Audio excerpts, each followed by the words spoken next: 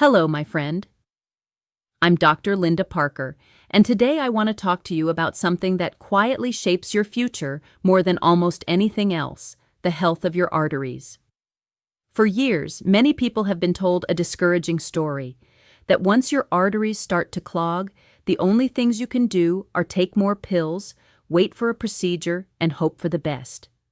Pills for cholesterol, pills for blood pressure, maybe surgery somewhere down the line. It can feel like your body is a machine that's breaking down, and your only role is to follow orders and wait. But that is not the full story. Your arteries are not hard, lifeless pipes. They are living tissue.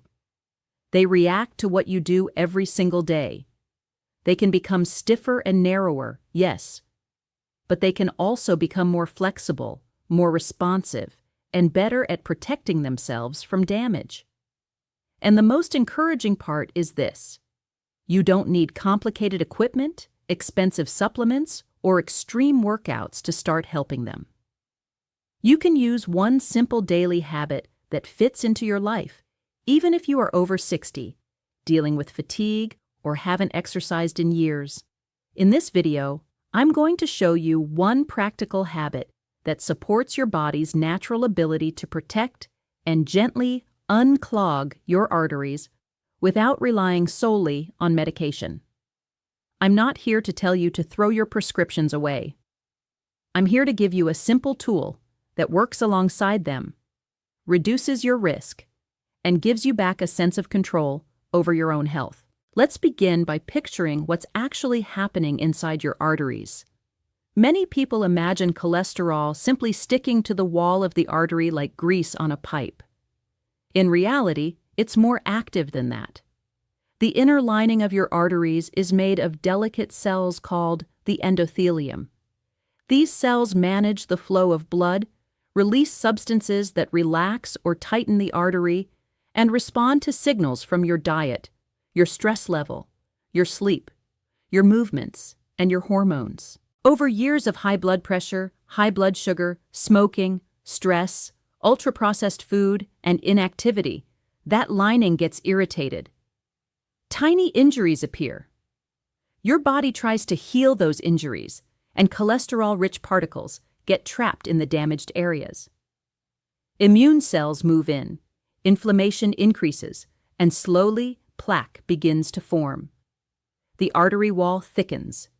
The inner space where blood flows becomes narrower. Sometimes this process is slow and steady. Sometimes a plaque becomes unstable and ruptures, triggering a clot that blocks blood flow completely. The frightening part is that you don't feel plaque forming. You can have significant narrowing and still feel fine when you're sitting in a chair. That's why heart disease and stroke are often called silent threats. They progress quietly in the background, shaped by everyday choices that seem small in the moment but add up over years. Now here is the good news. Those same everyday choices can also send healing signals. The endothelium can function better. Blood pressure can improve. Inflammation can decrease. Plaque can become more stable and less likely to rupture. In some people, under the right conditions, the body can even slowly reduce the size of certain fatty deposits. You don't flip a magic switch overnight, but you can shift the direction of the river. The habit I want to share with you is beautifully simple, but it has a powerful effect on all these processes. It is this: a daily post-meal walk. 10 to 20 minutes of gentle walking shortly after your main meal of the day. That's it. Not sprinting, not lifting heavy weights, not joining a boot camp.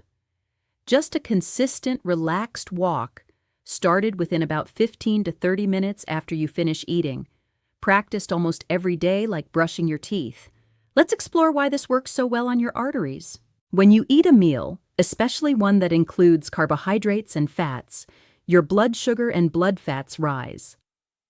It's normal for these levels to move up and down throughout the day, but very high spikes, especially after large meals, are hard on your arteries.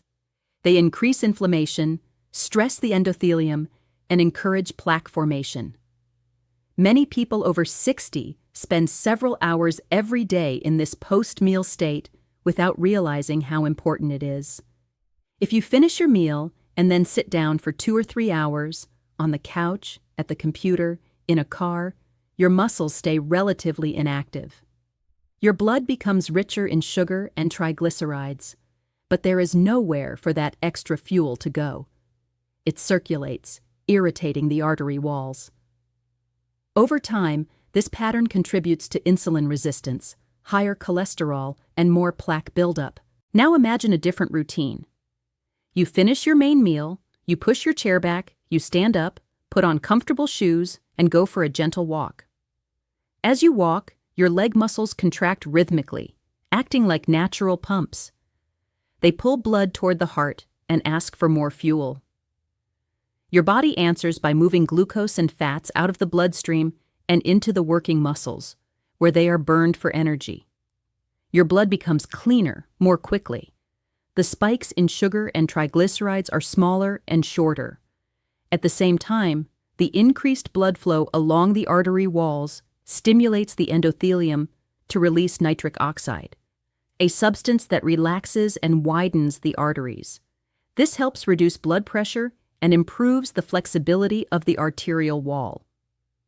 Over weeks and months, this gentle stimulation can improve how well your arteries respond to each heartbeat, making them less stiff and more protective. Let's look at the main effects of this one habit more closely, in simple terms. First, it improves post-meal blood sugar. When you walk after eating, your muscles become more efficient at pulling sugar out of your blood without needing as much insulin. This is especially important if you have prediabetes, diabetes, or a family history of these conditions. Lower post-meal sugar spikes mean less glycation and less damage to the inner lining of your arteries. It's like turning down the heat on a pot that's about to boil over. Second, it helps manage blood fats. Triglycerides, a type of fat in your blood, often rise after meals. High levels of triglycerides are linked to a greater risk of plaque buildup.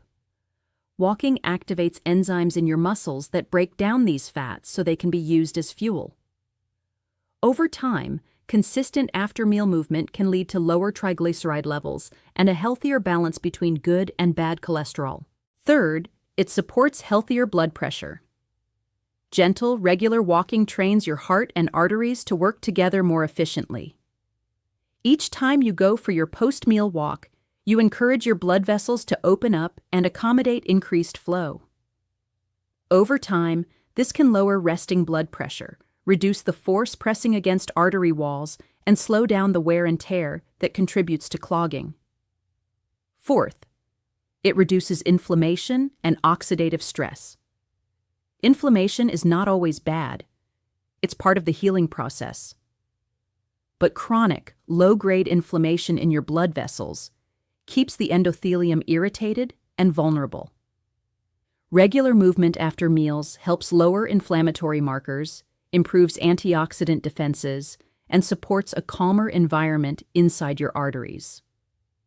This makes plaques less likely to grow quickly or rupture unexpectedly. Fifth, it helps control weight and waistline. Extra weight, especially around the abdomen, is closely tied to arterial disease. Fat tissue in this area behaves almost like a gland, releasing inflammatory substances that hurt your arteries. By burning calories and using more fuel each day, your post-meal walks help prevent gradual weight gain and can contribute to slow, steady weight loss, especially when combined with simple dietary improvements. Even a small reduction in waist circumference can significantly lower cardiovascular risk. Sixth, it improves circulation to your heart, brain, and legs. Many older adults worry about memory, dizziness, and leg discomfort when walking. Better circulation from regular, gentle activity supports brain health and helps deliver more oxygen and nutrients to every part of your body. This can translate into better clarity of thought, less fatigue, and greater confidence doing daily tasks. Now let's talk about how to start this habit in a way that feels safe and realistic. If you have existing heart disease, chest pain, difficulty breathing, or other serious medical conditions, talk with your health professional before changing your routine. Ask a straightforward question. Is it safe for me to start a 10-minute walk after my main meal? In most cases, the answer is yes, and your provider will be delighted that you are taking an active role in your health. Choose the meal that makes the most sense for you. For many people, it's dinner. For others, lunch is the larger or more regular meal. Pick one and commit to linking your walk to that meal every single day. The closer the walk is to the end of the meal, the more directly it influences your post-meal sugar and fat levels. If you haven't been active for a long time, start very gently. The goal is not to impress anyone. The goal is consistency. In the first week, you might simply walk for 5 minutes at a comfortable pace. That could be inside your home, down your driveway, or around the block. You should be able to talk while you walk. If you are gasping, slow down. This is not a race, it is a ritual. Each week, if your body tolerates it, you can add a few more minutes. Move from 5 to 7, then to 10, then to 12 or 15. Eventually, aim for 15 to 20 minutes. If walking for that long all at once is too hard on your joints or energy, split it into 2 shorter walks, for example, 10 minutes right after eating and another 10 minutes an hour later. The benefit still counts. Comfortable shoes make a big difference. Choose footwear with cushioning and good support to protect your feet, knees, and hips. If you need a cane or walker, use it proudly. Stability and safety matter far more than speed. If your balance is uncertain, consider walking indoors along a hallway, in a shopping center, or in any environment where you can hold onto a railing or wall if needed. Weather is a common excuse, so let's remove it now. On cold, hot, rainy, or icy days, you can walk inside. You can march in place, step side to side, or walk gentle laps around your living room or down a hallway. The important part is that your major muscles are active and your blood is moving. To make this habit stick, it helps to connect it to something you already do. For example, when I put my fork down after my main meal, I stand up, rinse my plate, put on my shoes, and go. Or, as soon as I finish my tea after lunch, I start my walk. This chain of actions becomes automatic over time. You stop debating with yourself and simply follow the pattern. I'd like to share with you the type of changes I've seen in real people who commit to this simple practice. I'll describe 2 common stories using different names. The first is James, 68 years old, with high blood pressure and high cholesterol. He took his medications, but felt tired, heavy, and convinced that his health would inevitably decline. We didn't overhaul his life. We didn't start with a strict gym program. We focused on one commitment, a 15-minute walk after dinner, every night, at a casual pace with his favorite music playing through earphones. In the beginning, his back was stiff and his legs felt weak. He wanted to skip the walk on many evenings, especially when he was tired or the day had been stressful. But he kept telling himself, "This is my circulation time. This is for my arteries." After a few weeks, he noticed that he digested his dinner more comfortably. He slept more soundly. After several months, his home blood pressure readings improved, and he felt less winded walking upstairs. At his next appointment, his lab results showed better triglycerides and a slight improvement in his cholesterol balance. Nothing dramatic, nothing magical, just the steady impact of a small habit, day after day. The second is Maria, 72, who had already experienced a mild heart event. She lived with a sense of fear, watching every sensation in her chest, constantly worried that another event might come without warning.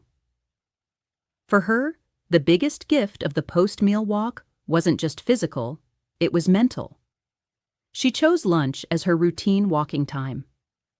Each day, after she ate, she went outside to her garden, walked gentle loops around the yard, and noticed the light, the plants, the birds. Those walks became her reminder that she was taking action, not just waiting for something bad to happen. Over time, her confidence grew, her mood lifted, and her stamina improved. Her arteries benefited, but so did her sense of peace. You might be wondering, is it too late for me? Maybe you are over 70 or 80. Maybe you have been sedentary for years. Maybe your doctor has already shown you scans of narrowed vessels. Let me be very clear. Your arteries respond to what you do now. They do not close their ears because of your age.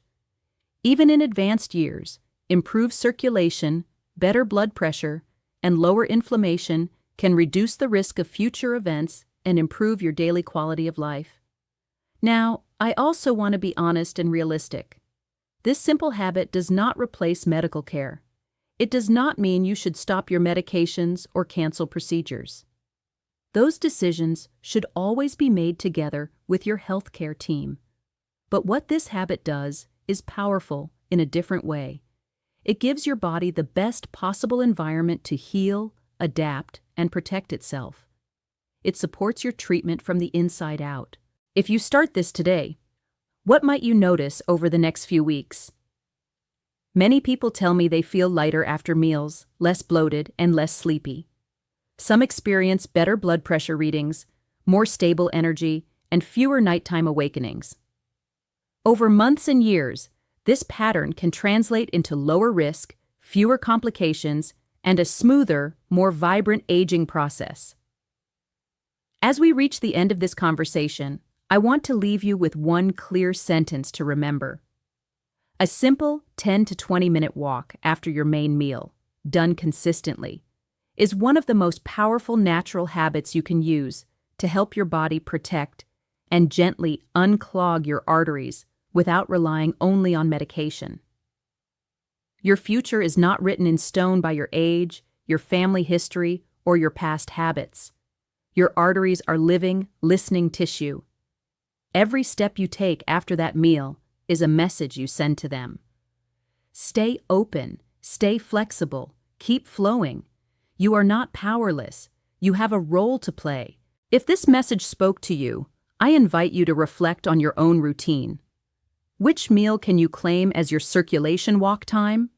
How can you adapt this habit to your home, your neighborhood, your abilities? You can share your experiences and progress so others can learn from you and feel less alone on their journey. I'm Dr. Linda Parker. Thank you for spending this time with me. Take care of your arteries, protect your future with simple, consistent action, and remember, it is never too late to begin. If you'd like more guidance on natural habits for heart health, circulation, and healthy aging, make sure to stay connected and join me in the next video.